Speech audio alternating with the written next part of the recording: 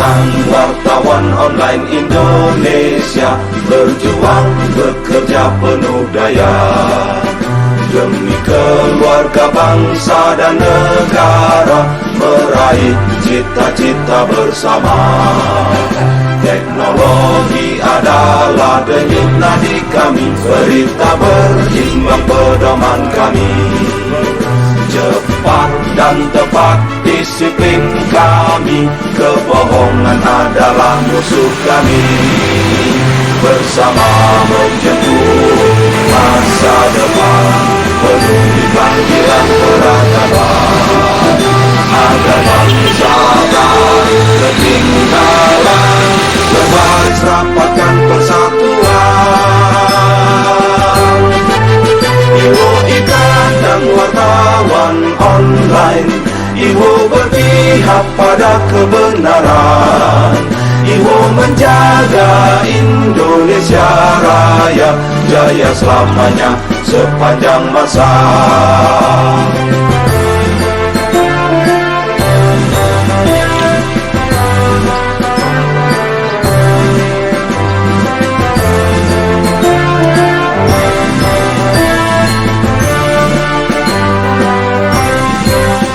Ikatan Wartawan Online Indonesia, berjuang bekerja penuh daya demi keluarga, bangsa dan negara, meraih cita-cita bersama. Teknologi adalah denyut nadi kami, berita berimbang pedoman kami. Cepat dan tepat disiplin kami, kebohongan adalah musuh kami. Bersama menjemput masa depan, penuhi panggilan peradaban, agar bangsa tak ketinggalan, berbaris rapatkan persatuan. Iwo Ikatan Wartawan Online, Iwo berpihak pada kebenaran. Halo penggemar Palapan TV dimanapun berada. Hari ini saat ini saya sedang berada di Museum Sumpah Pemuda yang berada di daerah Kramat, Kuitang. Hari ini kita sedang merayakan Hari Pers Sedunia yang diadakan oleh IWO Ikatan Wartawan Online. Saya sendiri sebagai anggotanya, dan kami bekerja sama dengan Kedubes Ukraina. Dalam hal ini kita juga mengingat masa-masa kelam, kejadian atau krisis yang terjadi di Ukraina, yaitu Chernobyl. Mari kita lihat di dalam apa yang dilakukan oleh para jurnalis. Dan di sini pula ada perwakilan dari universitas yang sengaja diundang oleh IWO dan juga Kedubes Ukraina. Kemudian ada beberapa jurnalis nasional seperti Metro TV, MTV, TVRI, dan yang lainnya. Kita di sini sedang merayakan Hari Pers Sedunia. Ayo kita lihat. IWO gandeng Kedubes Ukraina gelar Hari Kebebasan Pers Sedunia. Di Museum Sumpah Pemuda berlokasi di Museum Sumpah Pemuda Jalan Kramat Raya nomor 106 RT 2 RW 9 Kuitang, Kecamatan Senen Kota Jakarta Pusat 6 Mei 2024. Ikatan Wartawan Online dalam kurung IWO bekerja sama dengan Kedubes Ukraina di Jakarta merayakan Hari Kebebasan Pers Sedunia dan memperingati 38 tahun bencana Chernobyl. Hari Kebebasan Pers Sedunia pertama kali dideklarasikan oleh Majelis Umum PBB pada tahun 1993, menyusul kesepakatan deklarasi Windhoek yang berisi tentang pluralisme dan kemandirian media. Kegiatan yang dilakukan di Museum Sumpah Pemuda yang menjadi tonggak sejarah lahirnya Indonesia. Beberapa pemuda pelajar yang melahirkan Sumpah Pemuda dulu tinggal di rumah yang sekarang menjadi museum tersebut, dan kebanyakan dari mereka adalah para jurnalis. Dalam acara ini, Ikatan Wartawan Online gelar mini talk show bertema Peran Wartawan dalam Pemberitaan Isu-isu Humanisme yang dipandu oleh Ketua Bidang OKKIWO Eko Sumardi. Dengan pemateri Sekjen IWO Teli Natalia dengan 3 penanggap, yaitu Kepala Biro Jakarta untuk Kantor Berita Jepang Kyodo News Yui Yamasaki, Sekjen SIEJ Vira Abdurrahman, Sekjen dan Dubes Ukraina untuk Indonesia MR Fasil Hamianin. Mencuat kisah bagaimana keadaan wartawan di berbagai medan dengan mengedepankan berita-berita humanis, termasuk yang berkaitan dengan lingkungan hidup dan kelompok marginal seperti perempuan, anak, dan lanjut usia. Selain mini talk show, pada kegiatan ini juga diputar film dokumenter Chernobyl 22 yang menceritakan tentang situasi masyarakat di wilayah sekitar reaktor nuklir tersebut dalam situasi siaga sejak invasi Rusia tersebut. Pemutaran film ini sendiri sejalan dengan peringatan 38 tahun ledakan Chernobyl yang menyisakan bencana kemanusiaan besar dalam sejarah peradaban modern. Tradisi masyarakat Ukraina yang menyalakan lilin untuk mengenang mereka yang gugur saat Chernobyl 38 tahun lalu menambah kehormatan dalam acara Hari Pers Sedunia tersebut.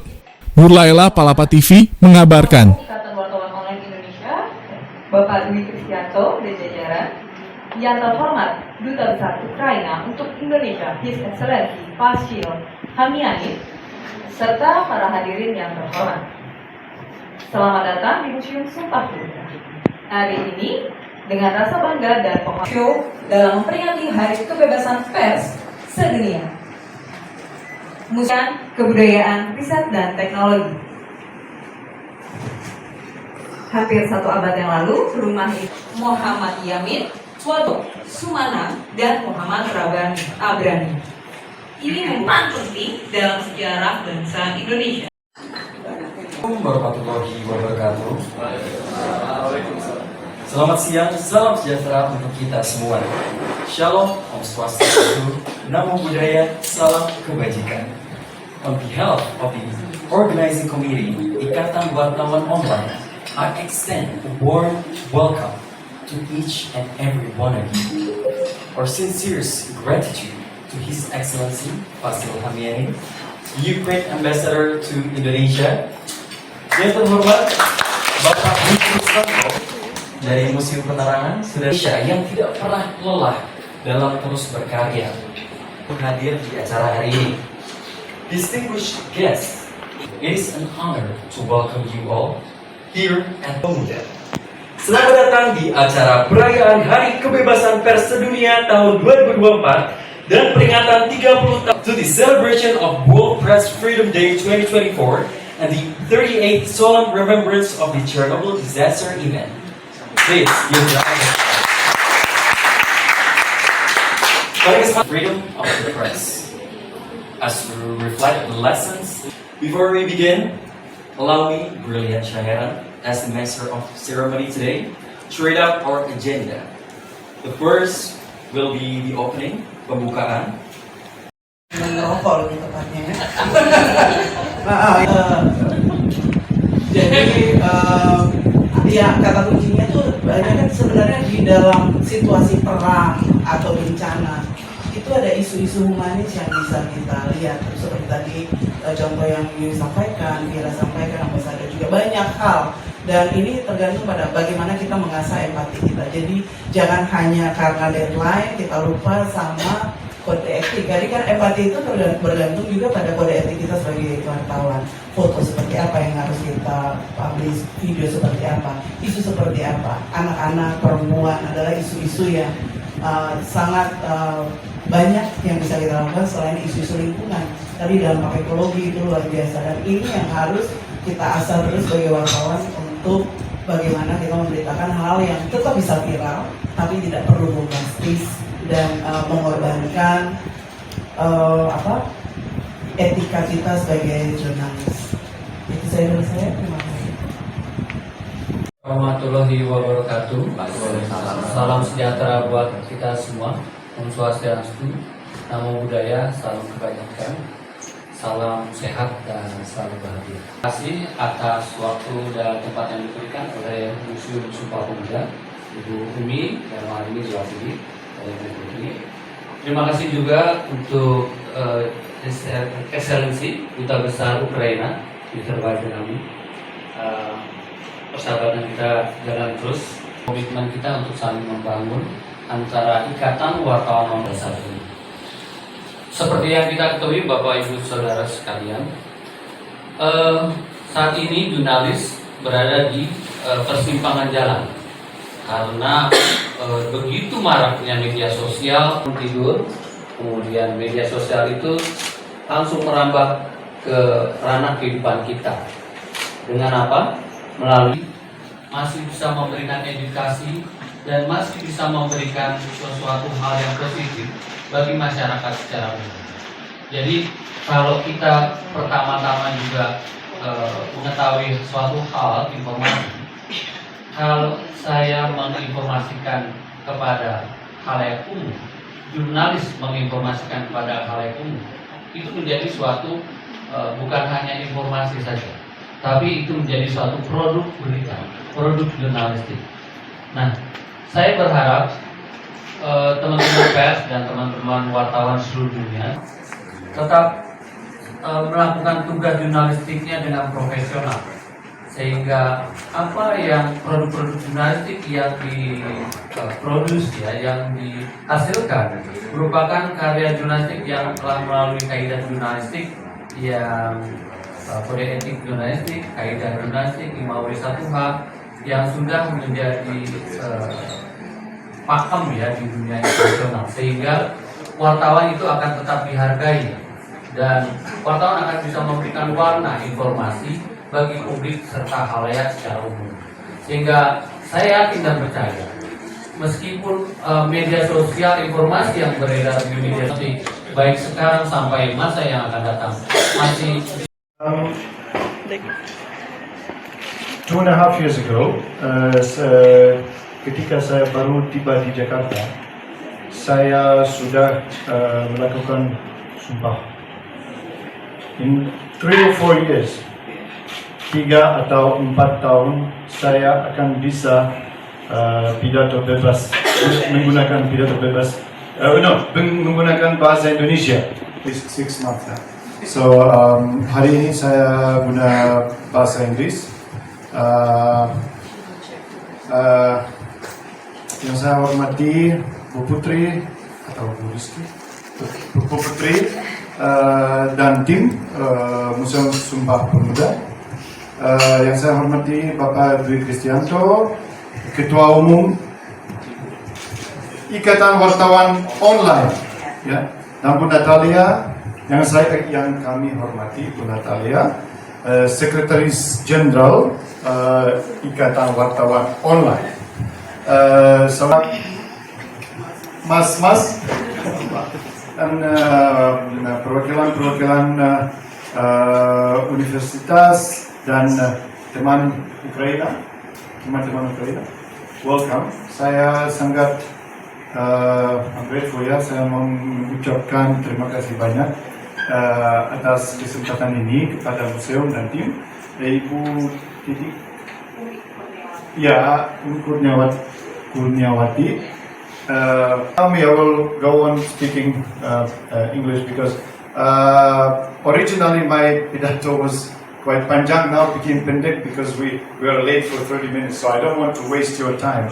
What I wanted actually to say is, I was thinking, what are we going to discuss today? What are we going to think about today? Was memory, ingatan, yeah? Why memory? Because memory is something that drives us to the future. Memory. I watched one movie, I forgot what it was, but the idea shocked me because people live till they are remembered. Ideas live till they are remembered. Events live until they are remembered. If we forget the past, if we forget what happened before, we will never have future. We will never have future. That's why museum. That's why setiap kali saya berkunjung negara luar negara, tempat historic, yeah, places that I can touch the history. To you all Ukrainian, and today I want to greet everyone.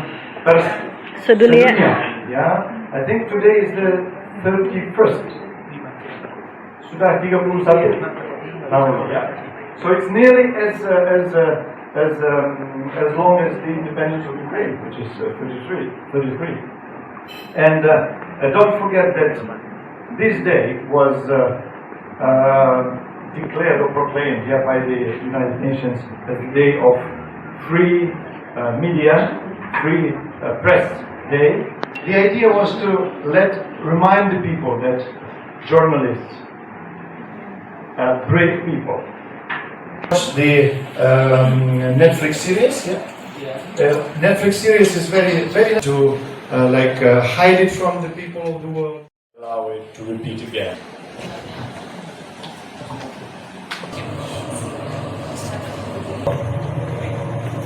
Майор Сергей Бураков, генерал, захватчики, не захватчики. Все, кто посещает зону отчуждения, как и ЧАЭС, мы им обязаны, кто бы это ни был, провести инструктаж. Будете использовать и полагаться на законы Украины, сферы нахождения в зоне отчуждения, правил поведения и всего. Это сохранит и вам жизни, и ваших подчиненных. Ну, то есть, скажем так, они были просто этим ошарашены. Через Припять. Такого прямо нашла. Идет уже.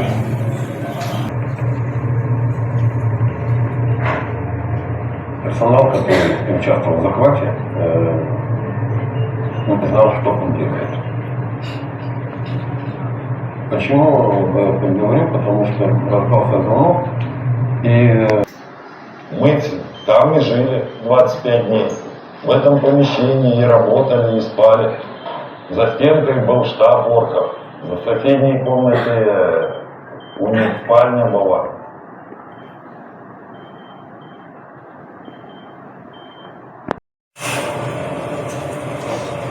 Ми мусили працювати, тому що об'єкт залишався без нагляду.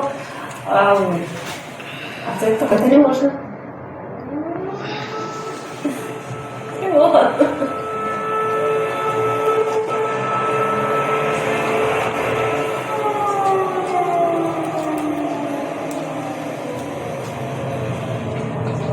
Вони будуть просто все. На підлогах, на столах, на полочках, на шкафах. Ну, вони всюди. Робили собі місця. Дорога в них лежала по Київ. Постійно приїхали назад. Відпочили. Ну, як вони шуткували для себе, це у нас санаторій. Ми приїхали відпочити. Misalnya Yu Yamasaki, she covered some stories in Ukraine just recently, right? Experience. Allow me to speak in English. I'm from Kyoto News, which is Japanese in a position of Japan Bureau Chief. Our company has been. I'm sorry, I'm rusty to speak to that. My company, we are sending our journalists, so I'm not the only one. I was there approximately 1 year ago for 1.5 months, and this time I'm going approximately for 2 months. And just to have some mention of what I covered, unlike the other Western media, Japanese companies does not let you go to the battlefield. So you're basically reporting from the very safety area. So from the safety area, what can we report about? People ask, what did you see in Kyiv? What did you cover? Is like, can people go and dine at the restaurants? Is there laughter? Like, are they in the capital? In a way, it's yes. So how can we how they life? But in an everyday life, it's if you look a close eye, it's a new normal. For example, people are getting married at a time period like before Easter. If I'm not wrong, Easter is not the appropriate time to do the marriage. Is that correct? So why people are getting married? Because the soldier who are going to the battlefield, he doesn't know what happened after. So he gets married in order to inherit what he has. That kind of moment is happening in the capital, for example. So this is not a complete happy wedding. They're getting married for that and for example, there is other come back and reunite with the family. And that kind of issue is happening and they come back most of the time. Like what you probably have imagined doing the report in the battlefield, but I believe there is something we can do like to report for the safety area.